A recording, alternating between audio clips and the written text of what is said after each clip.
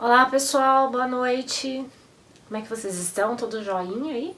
Prontos pro carnaval? Né? Bom, eu sou suspeita que eu não curto muito carnaval, né? Aliás, quem gosta eu acho muito legal, mas enfim, eu prefiro um carnaval bem tranquilo, sossegado, aproveitar para descansar, né?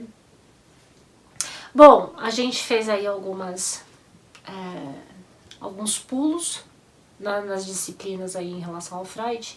E hoje eu queria retomar para ver se a gente termina todos os grandes pontos das matérias do Freud, já pra gente passar para Melanie Klein, tá? A gente estava falando sobre a gente e eu. A gente separado, por favor, tá? A gente junto, a gente do FBI. Nós fizemos algumas questões aí sobre alguns pontos mais relativos a ideias mais modernas do Freud, né? E parece que houve um erro técnico aí, mas tudo bem. Bom, gente, com mais cuidado aí, produção. Quebra meu galho, né? Senão vai ficar feio pra mim. O pessoal vai começar a reclamar, vai dar dislike nos vídeos. Como é que eu fico com o dislike? Olha, eu não sei lidar muito com frustração, não, hein? Né? Tô brincando.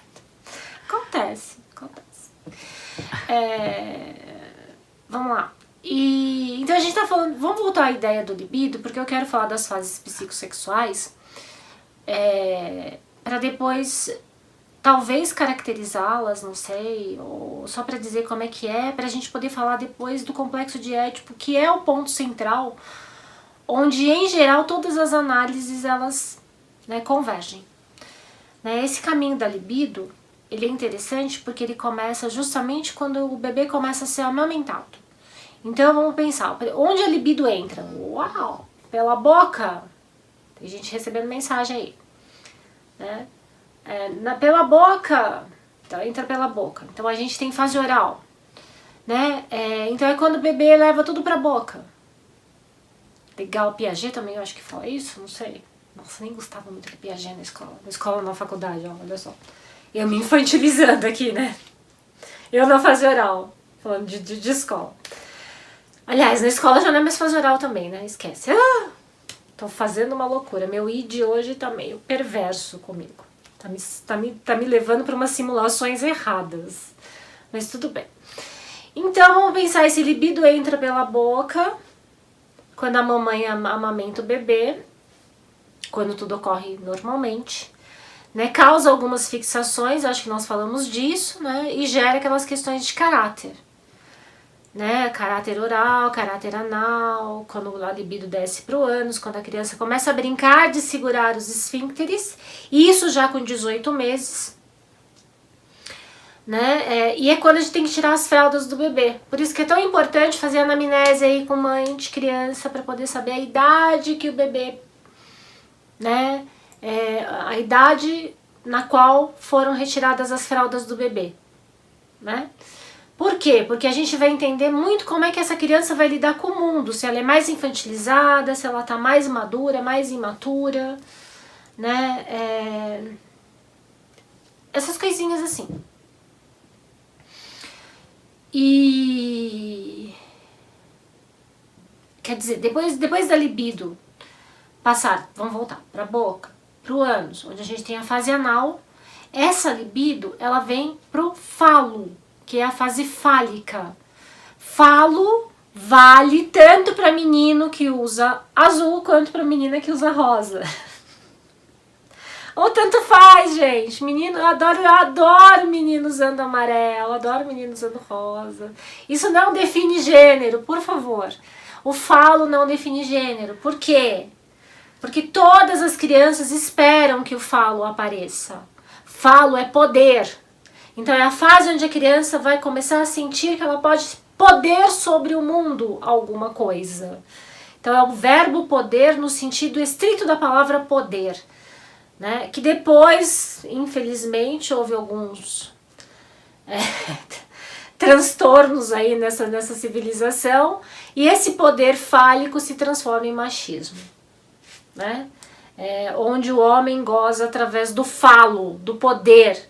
Então falo não é pênis, falo é poder, né? Eu posso mais, ou eu posso menos, né? Falo tem a ver também com força, né? Não tem a ver com, gente, com órgão sexual masculino. Portanto, uma criança de 5 anos, 4 anos, 3 anos, que está nessa fase fálica, ela não tem ainda como ter uma questão de gênero. Por isso, repito, vamos parar com a ideia de ideologia de gênero, porque gênero é definido de forma inconsciente, né? Não através de doutrinação marxista, tá bom? Aliás, o Marx nem fala de gênero nas obras dele. Por isso que é interessante a gente poder ler sobre tudo, pra gente não falar bobagem, principalmente psicanalista. Né? Até porque isso é da psicanálise, o Freud fala de gênero, tá? Então se alguém faz ideologia de gênero é o Freud. Marx não.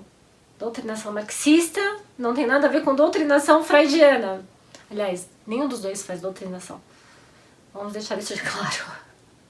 Deveria ter, né? Eu acho que ia ser bem legal. Talvez a gente tivesse pessoas mais conscientes sobre as coisas. Estou falando de doutrinação freudiana. Né? Conhecer mais sobre si mesmo. Isso, essas cositas. Bom, eu fico cansada já desse assunto, não vou voltar a ele. Porque essa de meninos vestem rosa, meninas vestem rosa. Pois é, coisas do nosso ministério. Nosso não, vírgula, do ministério desse país aí que eu moro. Então, vamos lá, continuando. A fase fálica, então, vale para menino e para menina. Aliás, todas as fases valem para menino e para menina, até porque não tem diferenciação de gênero. Depois da fase fálica vem o complexo de Édipo, que é o nosso próximo assunto, que eu quero detalhar bem. Por que detalhar bem? Porque, em geral, o paciente sempre vem com uma questão edípica, não tem jeito. E o complexo de Édipo é algo que foi relido, revisto, estudado por praticamente todos os psicanalistas que vieram depois do Freud. É um ponto central na teoria dele. Né? Então vamos pensar, retomando, oral, anal, fálico, complexo de Édipo. Depois do complexo de Édipo vem a fase de latência, que vai coincidir justamente naquela idade de 7 a 11 anos, pré-adolescente. Depois, pós-pré-adolescência, de 11 anos em direto, fase genital. Aí sim já tem gênero envolvido, ok? No entanto, ainda envolve os dois sexos, tá? Quando a gente vai falar de características dessas fases. As características que envolvem alguém que é fixado em algumas dessas fases. A fase genital é a mais complicada, porque alguém que fica fixado na adolescência, aí a gente pode ter pessoas bem perigosas. Né? Agora, voltando um pouco lá na fase anal, que é bem interessante, a fase anal ela está intimamente ligada com questões obsessivas. Questões de segurar ou de soltar.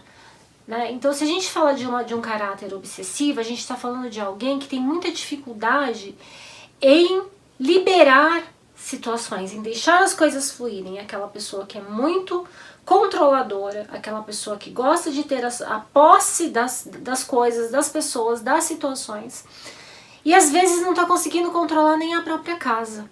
Né? E por quê? Perdão, gente, a tosse. Eu acho que minha garrafinha de água não está aqui, mas tudo bem.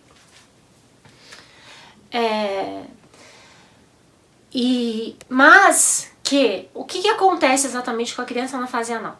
Né? É quando ela percebe que ela começa a ter controle sobre o organismo, ela começa a sentir o organismo dela fabricando alguma coisa, né?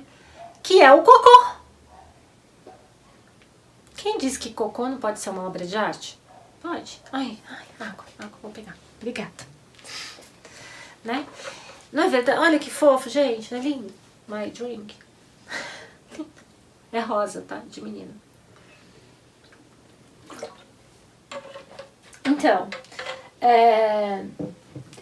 se a criança pode produzir alguma coisa, então ela passa a ter poder sobre o próprio corpo, né? Ela começa, e algumas crianças, elas começam a brincar de segurar, de soltar, de ver quanto tempo ela consegue segurar o cocô, de quanto tempo ela consegue brincar ali, né? E é uma fase delicada porque muitas mães não têm paciência com o bebê, né? Ou seja, não faz sujeira, isso é sujo, olha só, né? Puxa, a primeira grande obra dela e é sujo. Não. E ela vai passar a mãozinha mesmo. Ela vai passar a mãozinha na parede. É normal, mãe. Né? Talvez, mãe, você que não entende isso, talvez você precise também passar por uma terapia para poder entender que é natural, que você também passou por isso. Né? Que talvez também você tenha um caráter obsessivo, né? Tendendo ao toque. Porque não saber lidar com a sujeira, né? Com aquilo que também não é tão asséptico, né? É uma característica de quem tem toque, tá? É claro que a gente tem que ter uma questão de limpeza, de cuidados, mas exageradamente é toque, né? E esse toque, ele vai se implantar de uma forma patológica justamente nessa fase anal. Por isso, tanto cuidado com as nossas crianças nessa fase, né? E o que pode gerar no adulto quando a gente tem uma criança que fica fixada... Agora o cachorro tá latindo, olha que legal. Não vou mandar ele ficar quieto, porque ele não vai ficar quieto e eu vou ficar nervosa. Por isso eu prefiro gatos, porque eles não latem. Né? E além do que eles têm uma coisa assim muito mais intrigante no mundo, né? Cachorro é meio estranho, enfim. Vamos lá. Então, a criança, ela pode ser um adulto quando ela fica fixada, quando ela sofre algum tipo de repressão, que não sabe lidar com dinheiro. E não saber lidar com dinheiro não significa, não quero saber do dinheiro. Muito pelo contrário. A gente pode falar de dois pontos. Ou aquela pessoa que gasta demais, ou aquela pessoa que é muquirana, não abre a mão nem para dar bom dia. Né? Aquela pessoa avarenta mesmo. Né? Quer dizer, ou seja, um lado ou outro é ruim, tá? Não é bom. Nenhum dos dois é bom. A gente vai ter já, além de, como eu já disse, a questão da obsessão, né? A gente pode ter pessoas muito introspectivas, muito fechadas, tendendo até a uma questão de depressão na obsessão, que nós já falamos anteriormente, na questão da depressão. E por aí vai, ou seja, a retirada das fraldas é um momento muito delicado na vida de um bebê. Né? E muito delicado na vida da família, porque gera assim toda aquela preocupação, né? Às vezes a criança tira a fralda do xixi, mas não tira a fralda do cocô, tira a fralda de manhã, mas deixa a criança dormir com a fralda à noite. Poxa, não, tirou a fralda, vamos saber lidar, né, com o xixizinho que a criança faz à noite na cama, porque às vezes são as próprias fantasias dos pais que estão em jogo ali, naquela condição, né, da criança. E os pais vão ter que saber lidar com isso. Sinto muito, papai e mamãe. Vão ter que saber lidar, né? Porque é importantíssimo. A forma como você lida com isso, talvez seja a forma como seu filho vai lidar com a vida depois. Quando a gente já parte para a fase fálica, a fase do poder, né, a gente começa a ter a questão da masturbação infantil, que é uma coisa muito normal. Né, que tem muitas mães que também não conseguem entender. Né? Por quê? Porque a criança começa assim a sentir o prazer, né? O prazer da sexualidade. Né? Mas não é uma sexualidade voltada para o outro. Senão, isso, por favor, não me interpretem mal, senão vou mandar gente aqui na minha casa dizendo que é para masturbar a criança. Não! Pelo amor de Deus, não! Eu já ouvi umas coisas dessa. Não! Não existe isso, tá? Em lugar nenhum do mundo, nem na Holanda. Tá? A criança, ela mesma se manipula. Né? Ou ela, em algum momento que ela tem algum contato muito próximo, né, da parte íntima dela, né, com algum lugar que gere um certo prazer, ela já está se sentindo, né, de alguma maneira ali, excitada. Isso significa autoerotismo, e isso é importante para o desenvolvimento físico da criança, para o desenvolvimento sexual depois desse adulto, né? Para o desenvolvimento emocional, né? De como essa criança vai lidar com a própria repressão, com a sexualidade. Eu falo com a própria repressão porque todos nós somos reprimidos. Em um grau maior ou menor, somos reprimidos. A sociedade nos reprime. E se a sociedade nos reprime, reprimiu lá o nosso trisavô, que reprimiu o nosso bisavô, que reprimiu o avô, que reprimiu a mãe, que reprimiu o bebê, que vai reprimir o filho, e assim vai. E é necessário sim uma dose de repressão, né? Porque senão, né, como é que fica? Não tem jeito, né? A gente não tem essa condição depois de controlar essa sociedade. Então a repressão faz parte da formação social, né? É toda a condição neurótica do inconsciente da sociedade. Senão a gente sai por aí sem roupa, né? Sai agindo que nem cachorro, enfim, latindo quando não é chamado, essas coisas, né? Nessa fase genital, quando há muita repressão, a gente começa a ter já no adulto questões sexuais complicadas, né? Ejaculação precoce, dificuldade na mulher, né, para ter orgasmos, e por aí vai. E quanto ao caráter desse indivíduo, em geral são pessoas muito frias, né, quando fica muito fixado aí, né, são pessoas com muita complicação ao se relacionar com o outro, né, principalmente no sentido amoroso sexual, né. Essa fase é muito importante porque a partir daí sim haverá a divisão de gênero, né? Aí sim nós vamos ter menino e menina, né? Cabe muito bem no que a Simone de Beauvoir diz, né? Ninguém nasce mulher, transforma-se conforme a sociedade é introduzida. Não é bem isso que ela diz, mas enfim, parafraseando-a. Né? E o Freud deixa isso muito bem explícito quando ele fala dessa fase, né? Dessa fase de psicossexual, né? Nessa fase fálica. Então, como é interessante pra gente poder entender, né, que criança tem essa sexualidade, mas que essa sexualidade ela não requer ela não requer um terceiro, né? Ela não requer uma invasão, né? Ela não precisa de masturbação externa. A própria criança trata de aplacar, né, essa sexualidade dela, né? Todo o mais que for dito a respeito é lenda, que nem um unicórnio, tá? Lembrem-se disso. Bom, quando chega no complexo de Édipo, se tudo isso tiver sido mais ou menos resolvido, né, a questão aí já vai partir mesmo, né, para o apaixonamento, né, do objeto sexual, onde a menina se apaixona pelo pai, ela abdica do amor pela mãe, que ela tem até então, porque até então todo o amor sexual, todo o amor afetivo é direcionado para a mãe, ela abdica para se apaixonar pelo pai, e o menino continua e prossegue, só que esse amor ele é mais aprofundado, né, pela mãe.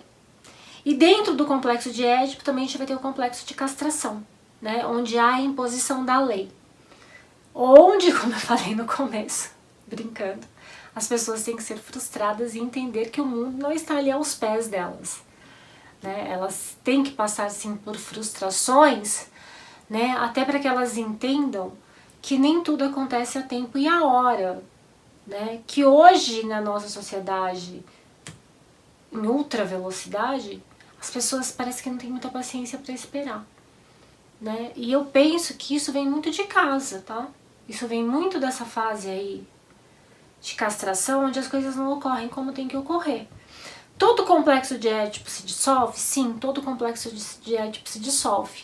A forma como ele se dissolve é que é diferente para cada um. Então é nisso que a gente tem que pensar, né? Mas complexo de Édipo a gente vai falar no nosso próximo encontro, tá bom? De uma forma bem explícita, bem detalhada, para vocês entenderem direitinho. Ok? Até lá, gente. A gente se vê.